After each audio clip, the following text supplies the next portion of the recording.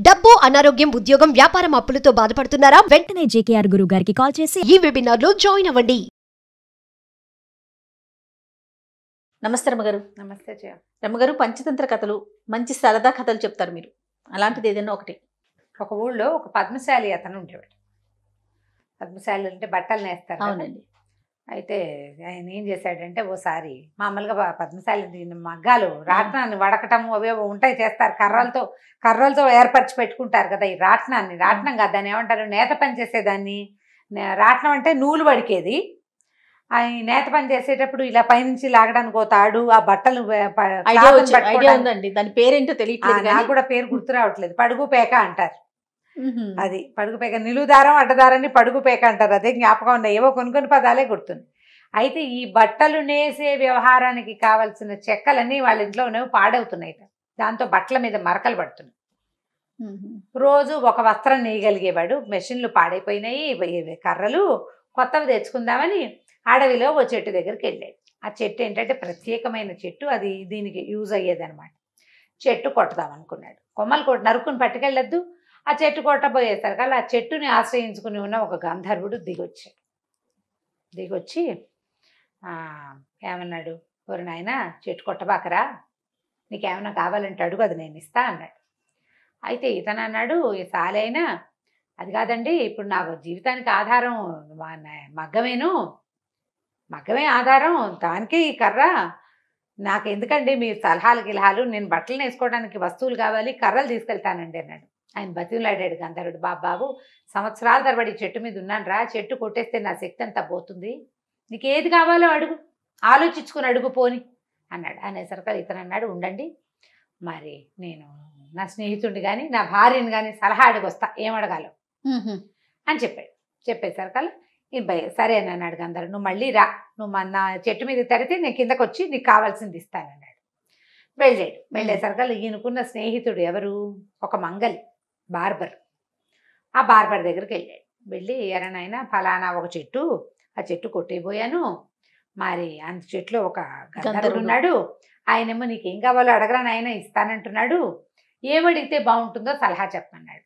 అనేసరికల్లా ఇతను అన్నాడు మంగళతను, చక్కగా ఈ దేశానికి రాజు అయిపోవాలని కోరుకోరా, రాజు అయిపో, పోళ్ళు ధనం ధాన్యం అన్నీ ఉంటాయి, ప్రజలంతా నీ మాట వింటారు, చక్కగా ఏ పని కావాలంటే ఆ పని చేయించుకోవచ్చు హాయిగా, రాజు అయిపో, రాజుని చేయమని కోరుకో సలహా ఇచ్చాడు ఈయన ఆలోచించుకుంటున్నాడు. సరే మా ఆవిడని కూడా అడుగుతాను రా అన్నాడు. మంగళ అన్నాడు, ఆడాళ్ళకి ఏం తెలుస్తుందిరా నాయన, ఆడవాళ్ళకి ఏం తెలుస్తుంది చెప్పు, ఆ అమ్మాయికి ఏం తెలుసు, ఏదో వంట వండుతుంది, పిల్లల్ని పెంచుతుంది, నువ్వేదో 10 రూపాయలు తెస్తే పావలా ఖర్చు పెట్టి ₹1 దాచిపెట్టి అంతే చేస్తుంది.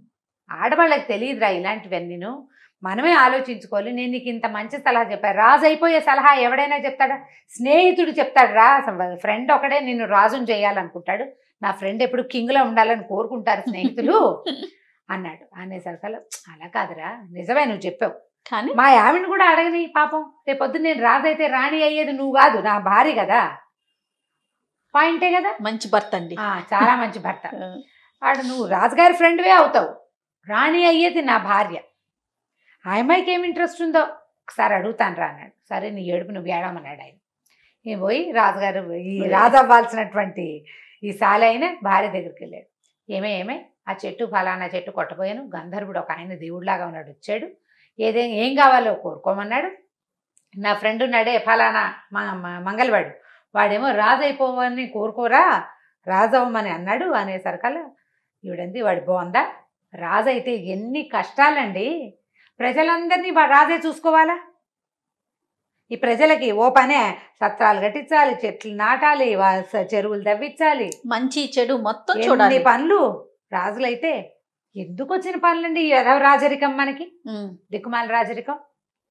ఒక పని చేయండి, మీరు రోజు ఒక వస్త్రం నేస్తున్నారు 2 చేతులతోటి, ఒక్క వస్త్రం నేస్తే మనకు ఆహారానికి సరిపోతుంది, ఏదో పావలా దాచుకుంటున్నాం రోజు.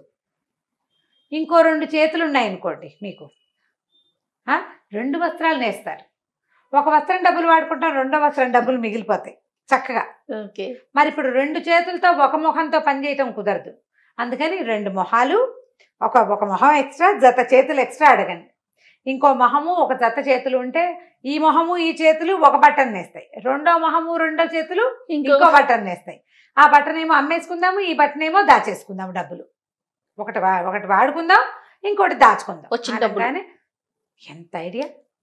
వాడికేం తెలుసు, పిచ్చి వెధవా, నా భార్యకి తెలిసినంత ఎవరికైనా తెలుస్తుందా అని ఈయన పోయి ఆ గంధర్వుడిని అడిగాడు, అయ్యా నాకు ఇంకొక తల ఇంకో జత చేతులు ఇవ్వండి అన్నాడు.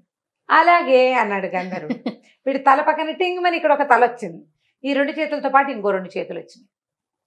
ఈ 4 చేతులు 2 మొహాలతోటి ఈయన ఊళ్ళోకి నడిచి రాగానే జనాలు హడిలిపోయారు, వీడెవడో రాక్షసుడు వస్తున్నాడు అని. రాక్షసుడు మరి రాళ్ళు వేసి కొట్టేశారు.